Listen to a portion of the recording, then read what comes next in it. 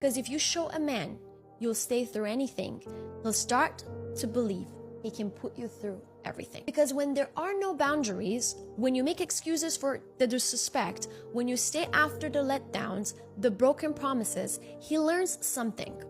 You're not leaving. He doesn't need to regulate. He doesn't need to show up. You've already proven he doesn't have to. And I get it.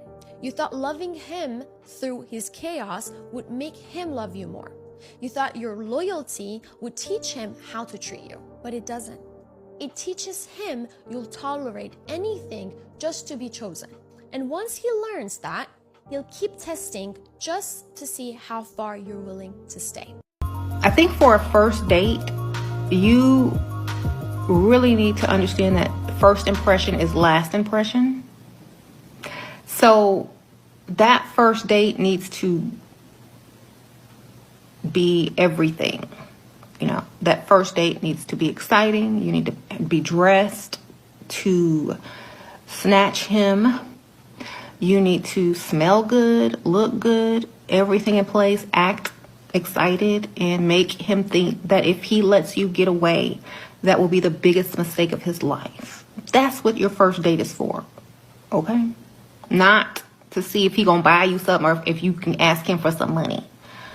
That first date is to knock him off his feet so you know you don't have to ask him for money and he will just throw it at you and be like, you know, I need her in my life, so whatever it takes. That's what he needs to leave thinking. The best dating advice I've ever been given was from a professional self-defense expert in New York City. She was so badass, and the advice she gave was that whenever you are on a first date with a guy, find a reason at some point during the date to say no, just to see how he reacts to being told no. And it doesn't have to be anything big. You don't have to be rude about it. Just find a point in the date when you can say no to him, preferably when you're in public, to see how he reacts to being told no. Single ladies, the next time you are on a date with a man who has the audacity still to say, what do you bring to the table? Go ahead, look him dead in the face and say, hey, this womb that can take your seed and grow an entire human being despite how dangerous it is.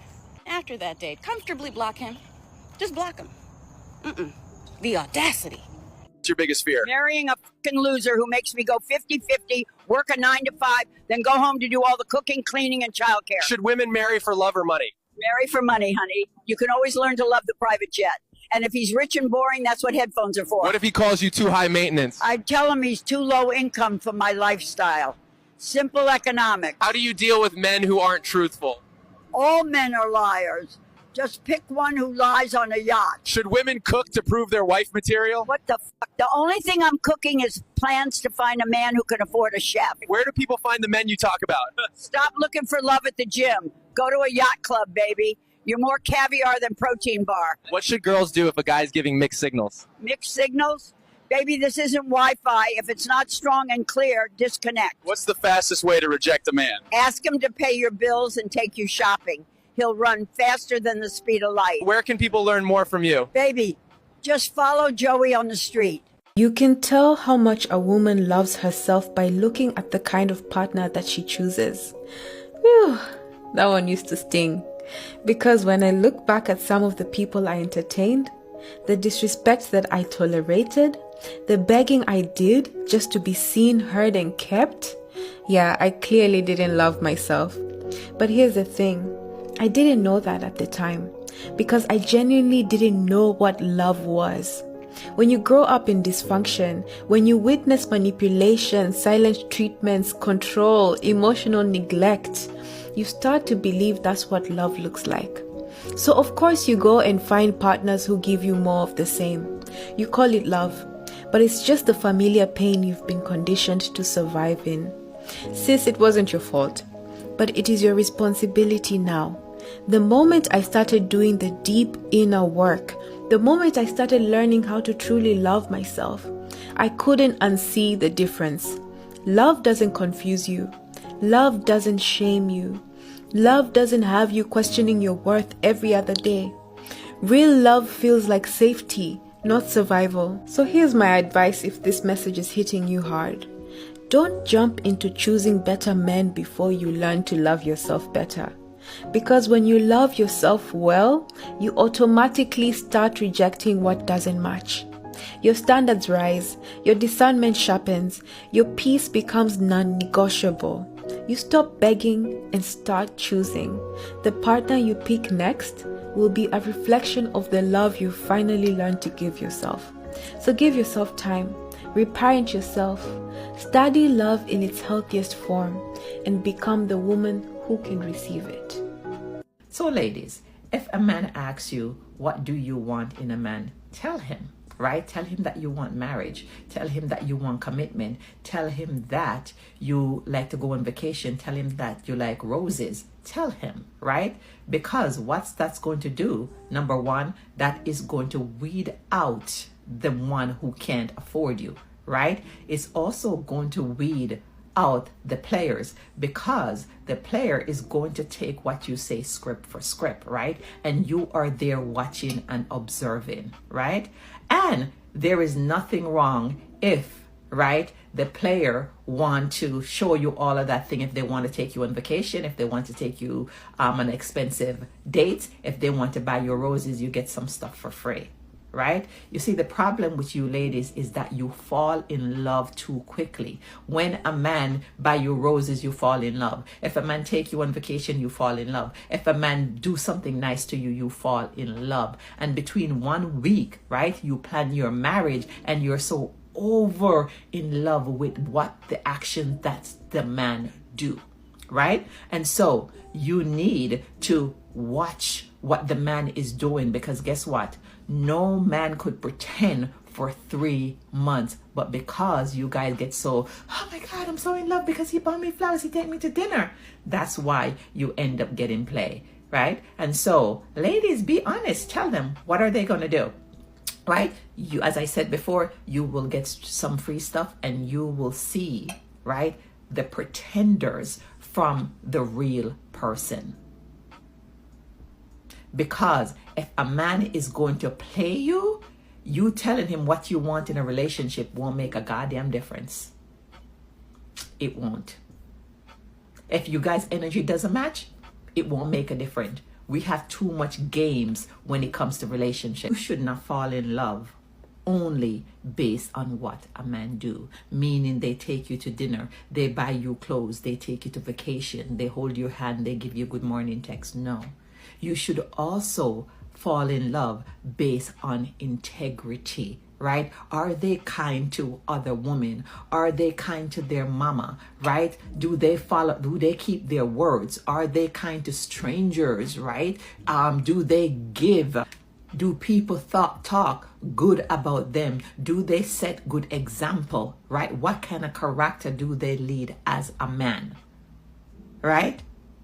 Watch their action plus their character. Watch them silently, but stop falling in love by the month. That is the reason why a lot of you only have relationship that's last 3 months. So sometimes it's not just the guy alone. Sometimes it's you guys. Make sure to like and follow for more. 3 things you should never beg a man for. Number 1, do not ever beg a man for his love and attention. If he's not willing to give it to you freely, then you don't need it. Channel that energy into yourself, okay? Number 2, do not ever beg a man to post your pictures. You see that nonsense we do? Begging men to post our pictures, or maybe you take his phone and post yourself. Stop it. Do not ever do it. You're selling yourself short. Number 3, don't ever beg a man to marry you. If he eventually marries you, wallahi, he's going to resent you. He's always going to feel you forced him into the marriage. You will never be happy. So don't ever do it. He's only going to stay with you out of pity, and you don't want to experience that. All right, babies, I'll see you again. A man will stay in a relationship with you for 3, 4, 5, 6+ years, live with you, get a dog with you, merge his whole life with you, and have no intention of marrying you. That's why I say you should be in a relationship for 2 to 3 years maximum. And if he has not asked you to marry him by then, or at least been planning it, you probably need to leave. This is assuming you started dating in your late 20s or later. If you were younger, it's different. A man does not need more than 2 to 3 years of being in a relationship to know if he wants to marry you. If he is still not sure by that point, there's a good chance he will never marry you, and he's probably going to end up wasting your time. I've seen this play out with many women close to me quite recently. They were with the man for 5-6 years and no ring. If you are a woman looking for a real relationship and marriage, you need a man that is intentional with you from the beginning. Dating advice I give my daughters: do not date the life of the party. Okay? Date the guy who makes sure the life of the party gets home. See, the life of the party is fun for the night, but fun doesn't always mean safe, steady, or long lasting. You don't want a man who only shines when people are watching. You want the one who shows his heart when no one else is looking. The one who makes sure everyone gets home. The one who doesn't need the spotlight to know his worth. The one who remembers how you like your coffee and texts you to make sure you made it home too. That man is thinking long term, okay? That man understands responsibility. That man knows that love is about showing up, not showing off. So don't get distracted by who's the loudest in the room. Pay attention to the quiet one moving with care, because charm might catch your eye, but character is what keeps you. My daughters will always know the guy who makes sure the life of the party gets home, that's the guy worth building a life with. I'm in my 40s and I want to share with you the dating advice I wish I knew when I was in my 20s. First, stop being nice to men. We are too nice to men and they're not nice enough to us. Stop worrying about his feelings. Number 2, don't be a good girl. Men say that they want a good girl, but they really don't. Men don't know what they want. They say a lot of things, but they do the opposite. Be you. In fact, be a little mean. Number 3, which ties into both of these, don't be accessible to them all the time. I know we think that they'll like us more when we always answer their phone calls and we're there for them and we'll drop everything when they need us. And I wish I can say that that's true, but it's not. They think of you as less and as not as important when you do that. They'll take advantage of your kindness and it won't give you points in their head. Maybe at first they might seem like they like it, but they really don't. They want someone that's a little mean to them and that's not going to be there every time they call. They're going to respect you and your time when you're not always available to them. Number 4, really quickly, always have your own life. Always have your own hobby so that you're not fixated on him and thinking of him all the time. The reason why most women are obsessed with men is because they don't have their own life, respectfully. So get a life, get a hobby, learn some languages, learn a craft, learn something fun so that you're not stuck on him all day.